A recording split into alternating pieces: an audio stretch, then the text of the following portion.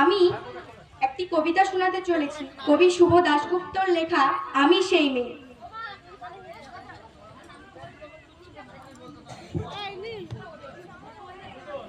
আমি সেই মেয়ে, বাসে ট্রেনে ট্রামে রাস্তায় যাকে আপনি রোজ দেখেন, যার শাড়ি, কপালের টিপ, কানের দুল আর পায়ের গোড়ালি আপনি রোজ দেখেন, আর আরো অনেক কিছু দেখতে পাবার স্বপ্ন দেখেন। স্বপ্নেতে যাকে ইচ্ছে মতন দেখেন, আমি সে মেয়ে।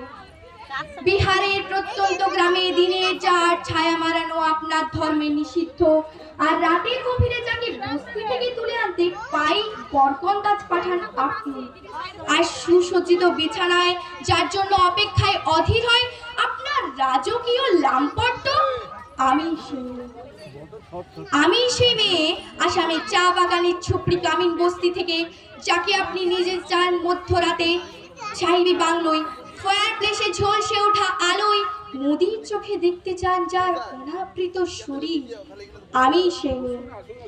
রাজস্থানের শুকনো উঠোন থেকে পিপাসার জল আনতে যাকে আপনি পাঠিয়ে দেন 10 মাইল দূরে সরকারি ইদারায়, আর 20 মাইল হেঁটে ক্লান্ত বিধ্বস্ত যে রমণী ঘোড়া কাখে ঘরে ফিরলেই যাকে আপনি বসিয়ে দেন চুলোর আগুনের সামনে আপনার রুটি বানাতে, আমি সেই মেয়ে। আমি সেই মেয়ে যাকে নিয়ে আপনি মগ্ন হতে চান গঙ্গার ধারে কিংবা ভিক্টোরিয়ার সবুজে, কিংবা সিনেমা হলের নীল অন্ধকারে, যার চোখে আপনি এঁকে দিতে চান ছোট স্বপ্নের কাজল, আর ফুরিয়ে যাওয়া সিগারেটের প্যাকেটের মতো যাকে পথের দুই পাশে ফেলে আপনার ফুল সাজানো শুভ বিবাহ সুসম্পন্ন করতে ছুটে যায় শহরের পথে।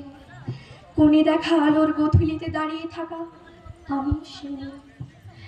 আমি সেই মেয়ে, এমনকি দেবতারাও যাকে ক্ষমা করেন না। অহংকার আর শক্তির দম্ভে যার গর্ভে রেখে যার কুমারীর অপমান, আর চোখের জলে কুন্তি হয়ে নদীর জলে ভাসিয়ে দিতে হয় কর্ণকে আত্মচোখে, আমি সেই মেয়ে।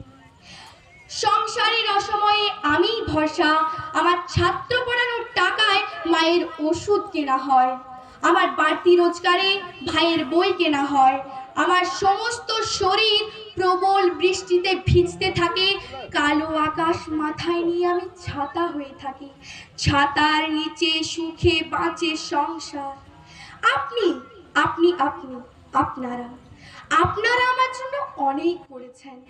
সাহিত্যে, কাব্যে, শাস্ত্রে, লোকাচারে আমাকে মা বলে পুজো করেছেন, প্রকৃতি বলে আদিক্ষেতা করেছেন, আবার শহরগঞ্জের গাজাগলিতে ঠোঁটে রং মাখিয়ে কুপি হাতে দাঁড় করেও দিয়েছেন।